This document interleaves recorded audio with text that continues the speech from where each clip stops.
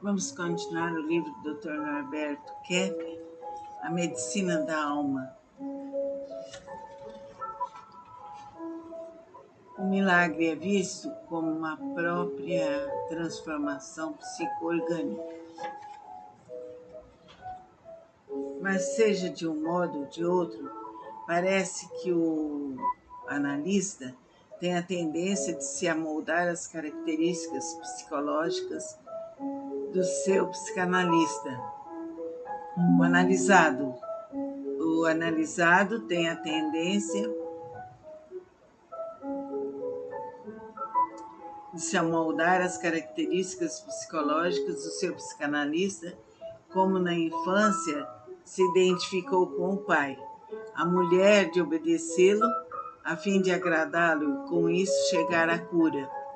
O que pessoalmente tenho observado é que o cliente evolui só até onde seu analista evoluiu e guarda muito da personalidade de quem o analisou.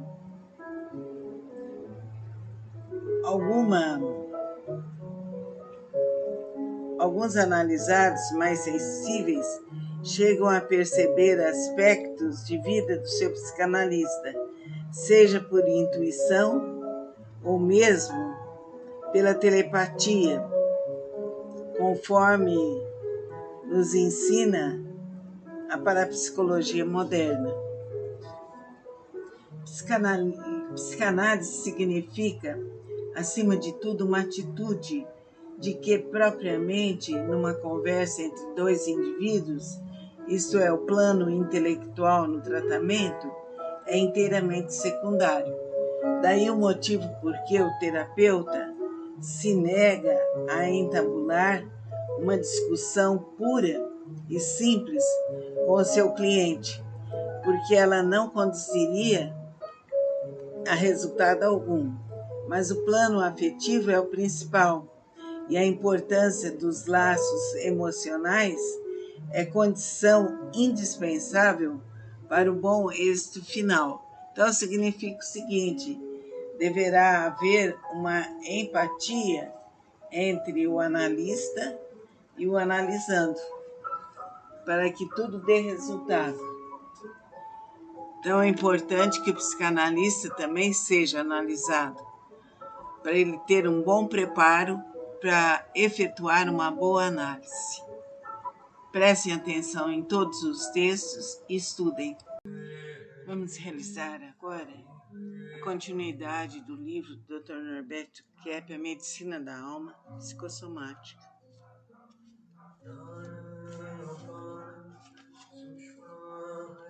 Estamos na página 49, capítulo 4, Médico da Alma.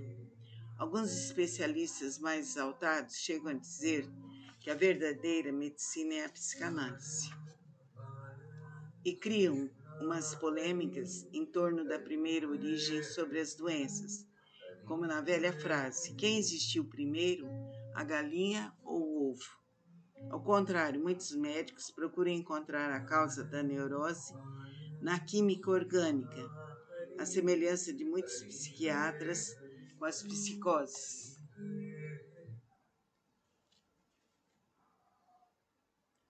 Provavelmente, existe essa discussão pela dificuldade de se admitir no ser humano um princípio não sensorial, que é o psiquismo. Evidentemente, não quero incorrer no erro de Platão de admitir duas entidades distintas na formação do homem. Mas psique e corpo funcionam como um todo, recebendo influência mútua. Por esse motivo, quando um cirurgião elimina um foco infeccioso, o indivíduo se sente mais calmo, ou quando tem o seu problema neurótico resolvido, elimina concomitantemente as doenças orgânicas. Mas nem o mal psicológico poderá ser eliminado definitivamente pelo bisturi e pelos remédios. Assim como na existência de um comprometimento físico, o medicamento tem o seu valor inestimável. Assim como não se vai ao médico quando se está são, nenhuma pessoa procura o psicanalista sem ser portador de sintomas que o façam sofrer. Em alguns países, como nos Estados Unidos da América, existe a tendência de procurar o psicanalista por esnobismo. É exceção, como vemos. Não foi ainda criada uma medicina preventiva da alma que funcione satisfatoriamente. Deste modo, somente o indivíduo realmente doente vai ao especialista. E quando chegou a este ponto, precisa realmente de um, ou senão dos dois tipos de tratamento. De modo geral, é inútil aconselhar ao portador de uma úlcera de bronquite, etc., que faça uma psicanálise. O mal orgânico é o agudo e desvia toda a sua atenção. E não apenas por isso, mas através dele, o doente encontrou afeto e proteção que sempre quis e não consegue admitir a possibilidade de sair de tal situação. Neste caso, como poderia o analista agir e levá-lo justamente ao contrário do que ele deseja? Os leitores poderão notar que, no sentido em que estamos nos envolvendo, a neurose constitui no primeiro fator etiológico de todas as doenças, psíquicas ou orgânicas. O leigo em psicanálise acha que a finalidade primordial desse tratamento é tornar o indivíduo bonzinho. Evidentemente, isso seria aumentar o processo neurótico, desde que forçaria um recalque maior, fator responsável pela doença. A psicanálise visa muito mais tornar o indivíduo autêntico, veraz em suas iniciativas, livre e sincero, o mais espontâneo possível.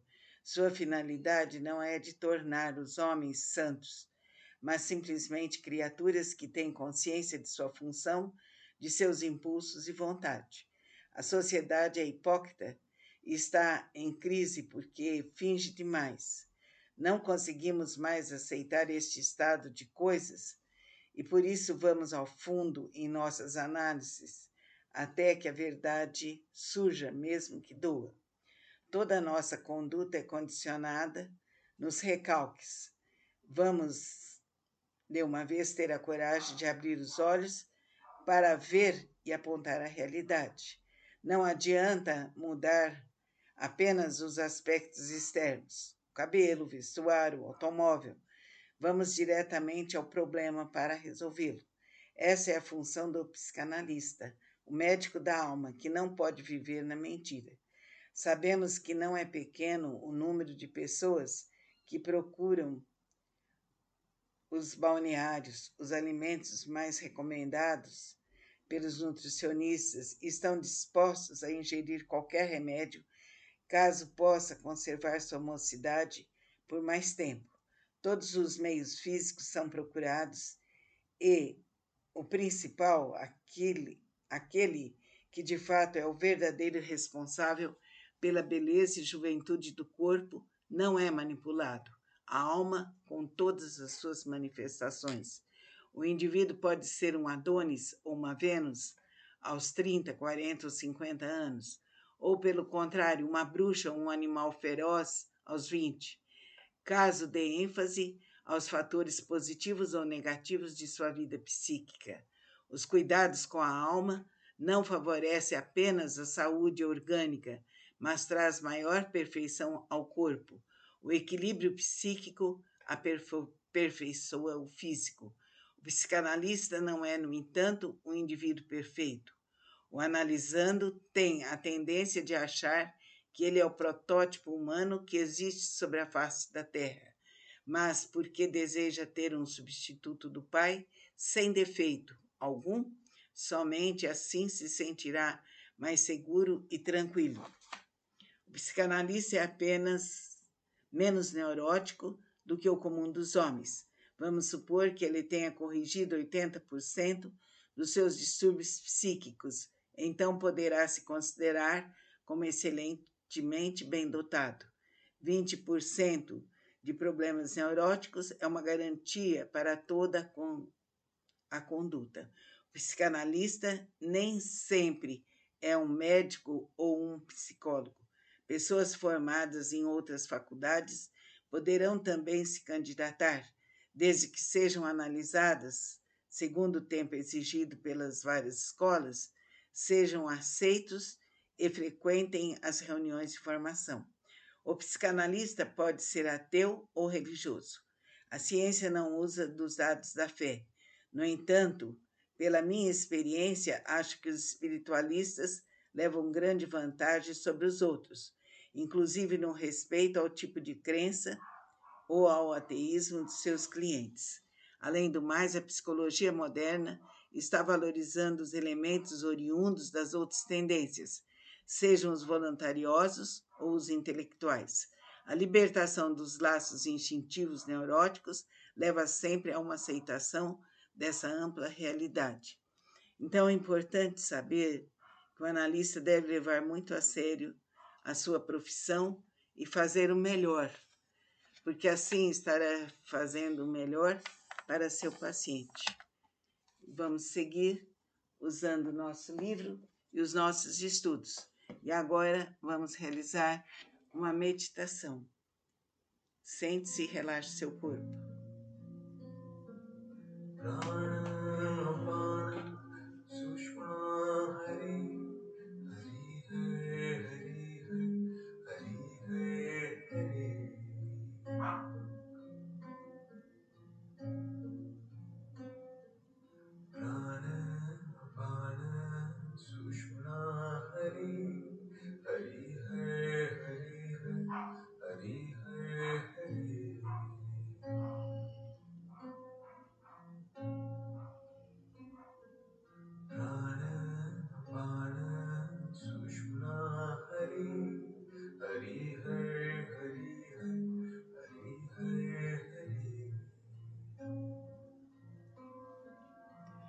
Mãe Santíssima, rogai por nós.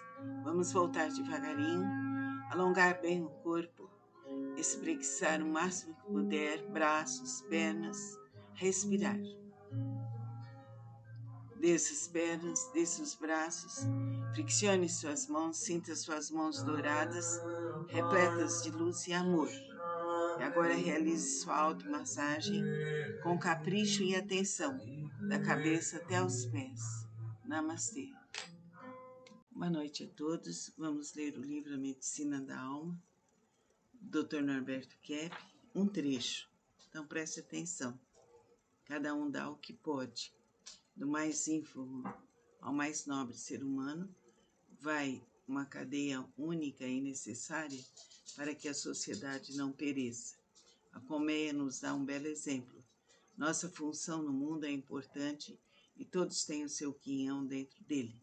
Tomar consciência da vida parece-nos o fato primordial. Somente a partir daí é que nossos erros irão cedendo. Conhecimento não é igual à virtude, como queria Sócrates, mas nos abre o caminho para a felicidade e para uma existência útil. Mas o conhecimento das tendências inconscientes pode levar à virtude, desde que o indivíduo tenha boa vontade. Todos os dias morremos um pouco, nascemos também para algo novo. Provavelmente nascemos muito mais do que morremos, porque adquirimos novos conhecimentos, melhoramos nossos hábitos, damos mão aos que precisam de nós e deixamos nossa experiência, que é única. A natureza tem um ciclo fechado, mas dentro dele o milagre da vida é muito maior que o da morte. Vale a pena viver. A natureza lhe deu mais ênfase para nos servir de exemplo. Agora, na próxima aula, continuaremos no livro, no capítulo A Condição Humana. Depois passaremos para o capítulo 4º, que é o médico da alma. Então, vamos prestar atenção nesse texto que foi lido e fazer uma interiorização para adquirir esse conhecimento. Fica com Deus. Vamos continuar o livro do Dr. Norberto Kepp, A Medicina da Alma, Psicossomática. Nós estamos agora na página 54. Um analista brasileiro, Malomar Edelweiss, escreveu uma tese defendendo o papel do psicanalista como uma testemunha. Eu próprio tenho o hábito de alertar a todos os clientes que meu papel é secundário na cura, que apenas os acompanho nessa jornada para que não se percam pelo caminho, mas não os posso carregar nas costas. De outro lado, tenho que andar de acordo com a possibilidade de cada um. Não posso apressar muito aqueles que são vagarosos. Alguns dão uma corrida no início, outros depois, mas todos têm a tendência de parar pelo menos uma vez a fim de tomar fôlego. Então, é importante saber que o psicanalista tem seu papel. Ele auxilia o paciente, orienta e é um apoio muito grande para que o cliente